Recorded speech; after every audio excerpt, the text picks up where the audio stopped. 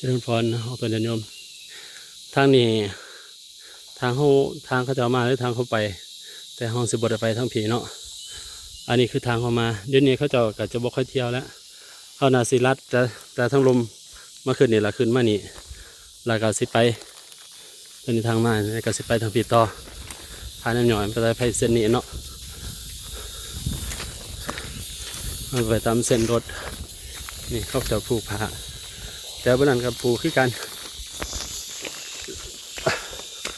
หลายคนก็จะสับสนอันนี้คือทางตรงทางดังเดิมเขาจะนี่ทางดังเดิมทางรถแต่เขาบริไปเนาะมันโค้งคือเข้ามาทางลัด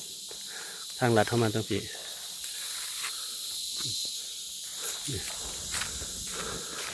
สังเกตเขามีผ้า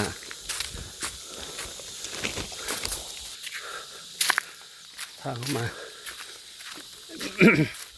เขาจะค่อยยางไปเรื่อยๆส่วนนี้ก็เขาบริออกในกายด้วยเนี่ยตะคิวกินนะเนาะโอ้ขจูดป่าเจ้าพี่อาจารย์ยานเนี่ยบางหนึ่งมันมาทางปีก็บยานได้เนาะว่าเขาหลีกได้นะแต่ว่าทางลัดเขาหลีกว่าไรเด้